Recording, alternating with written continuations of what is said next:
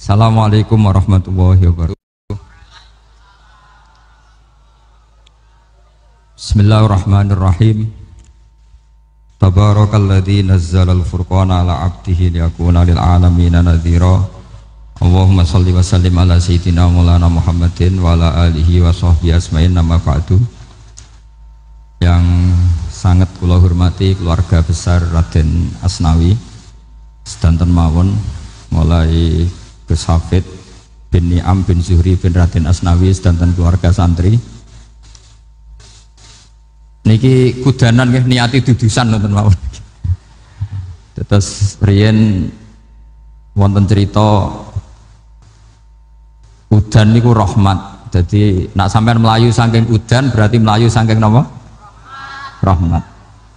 Terus niki terus cara berpikir niku udan niku rahmat, terus termasuk tobat sing sah niku dawuh Imam Ghazali kon adus nganggo banyu udan sing ceblok langsung, mergo nak liwat kenteng kadang kentenge iku hasil sumbangan proposal. Terus pun sing langsung mawon, sing liwat plastik pun mboten mandi niku. Mboten mandi niku sing niku mau sama niku. Terus dulu di antara syaratnya tobat niku dawuh Imam Ghazali niku adus udan sing perawan, maksudnya sing asli ceblok saking pundi langit niku langsung sampean nombe. Nak tepak nggih tobat, nak mboten tepak nggih lara niku. Mergi asli. Terus kula matur nuwun sangat jenengan hormat teng Raden Asnawi. Beliau sekarang generasi keempat ya, wonten sing generasi ketiga. Nasab kula kepanggih Raden Asnawi teng Asnawi sepuh. Terus Mbak Raden Asnawi gada bah namine Abdullah Husnen, terus Ibu Ayu Sofia niku binti Asnawi sepuh. Kula buyut kula kandung damaran niku Hafsah binti Maksum bin Soleh bin Asnawi sepuh. Kenapa saya cerita zuriyah? Terus satu peradaban, gini bahasa Indonesia mohon nggih. Sane gaul. Satu peradaban itu yang bisa bangun itu dzurriyah itu komunitas gen. Meskipun nanti komunitas gen itu bisa disadap atau dibajak oleh orang-orang yang tidak gen, jadi agak ilegal tapi itu sah. Karena sampean bisa misalnya kalah nasab sama saya, misalnya bilang nanti ketemu di Nabi Adam saja Gus gitu. Nanti pasti kita ketemu di siapa? Nabi Adam.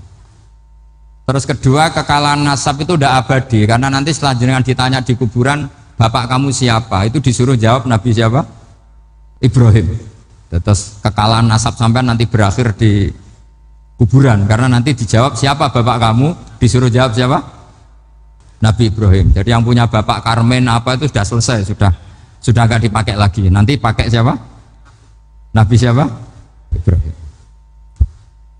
Nah, kenapa saya cerita bahwa nasab gen itu akan disatukan oleh satu visi ilmiah yang objektif. Gini ku jawe Nabi Yusuf, wattaba'tu millata abai Ibrahim wa Ishaq wa Yaqub. Terus jawe Nabi Yusuf, maka nalana an nusyrika billahi min syai'. Jadi saya ngikuti leluhur saya. Ini dengerin ya, saya ngikuti leluhur saya, yaitu Nabi Yakub bin Ishak bin Ibrahim. Leluhur saya itu siapa? Maka nalana an nusyrika billahi min syai', yaitu keluarga besar yang tidak pernah melakukan kemusyrikan. Ya, keluarga besar kami punya tradisi tidak pernah melakukan kemusyrikan. Dan bahkan itu dibahasakan tidak mungkin kita ini melakukan kemusyrikan. Maka nalana itu kira-kira kalau bahasa Indonesia itu kita ini tidak mungkin melakukan kemusyrikan.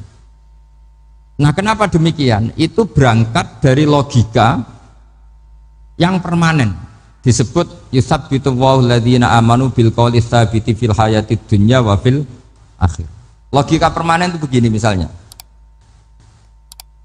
kita ini kan hidup dari bapak dari ibu terus sampai Nabi Adam. Kemudian setelah Nabi Adam ini berakhir, berakhir.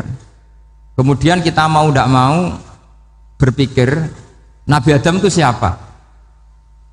Terus diterangkan ternyata Nabi Adam itu satu makhluk hidup yang mulanya dari tanah, lewat wahyu Allah, lewat titah Allah kun, kemudian jadi manusia yang bernama Adam.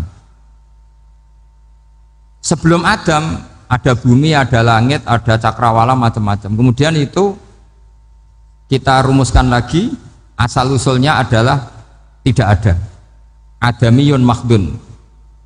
Akhirnya kita tahu bahwa alam raya ini diwujudkan setelah dari tidak ada. Nah tentu terus kita berpikir, dari tidak ada menjadi ada itu pasti penyebabnya adalah sesuatu yang ada. Nah yang ada itu disebut wajibil wujud. Karena wajibil wujud ini wujud sendiri, nggak ada saingannya. Karena Allahu wala syai'amahu, Allah ada dan tidak ada pesaingnya. Maka kita ini berpikir nggak mungkin ada kekuatan manapun yang menyamai Allah, sehingga nggak ada Yesus mungkin menyamai Allah, nggak ada Fir'aun, nggak ada Lata, nggak ada Uzza. Makanya disebut maka nalana an nusyrika billahi min syai'. Kita ini tidak mungkin melakukan kemusyrikan. Sama nggak usah tanya saya, Gus, tapi orang menjadi musyrik itu kan mungkin? Jawabannya itu tetap nggak mungkin. Kemusyrikan itu satu teori yang nggak mungkin. Tapi kalau orang musyrik itu mungkin.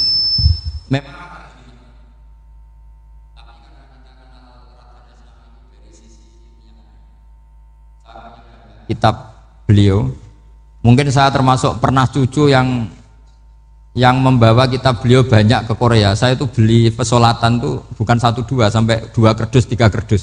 Itu mulai dulu, mulai saya ngiai sampai sekarang tak bawa ke Sragen, ke Solo Tigo, termasuk tak bawa ke Korea. Jadi mungkin ya ini GR saya ngaji di sini itu barokahnya jualan pesolatan.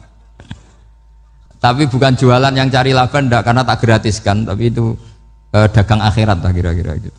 Jadi kalau saya masuk neraka kita era pantas wong bakul pesolatan kok masuk neraka gitu, kayak itu nggak pantas itu.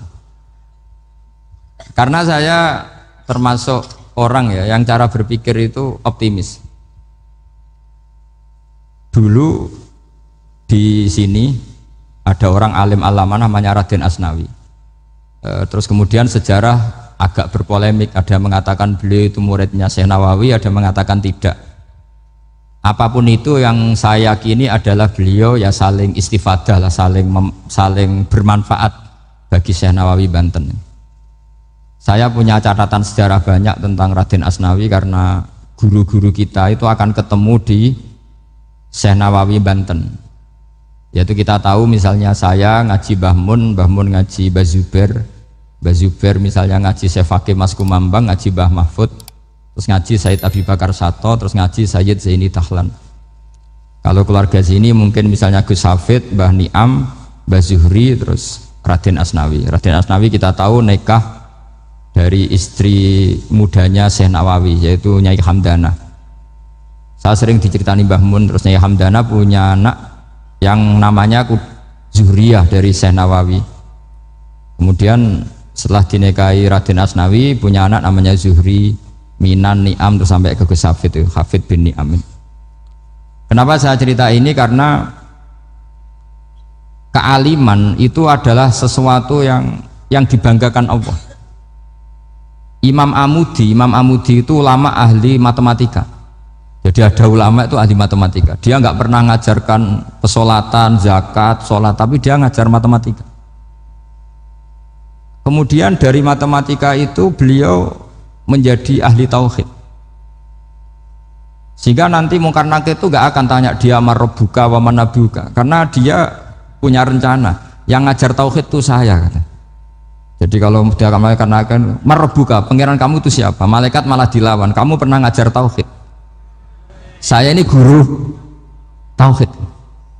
Singkat cerita, saking keramatnya Imam Amudi, kata Allah, ya Amudi, presentasikan ilmu tauhid yang lewat jalur matematika ke semua malaikat saya. Semua malaikat saya tahu cara berpikir matematis. Karena malaikat itu imannya itu iman mauhibah, karena dia malaikat, ya iman karena tahu neraka, tahu surga, terus dia iman. Kalau kita ndak, kita iman tuh pakai logika, jadi lebih keren. Loh betul.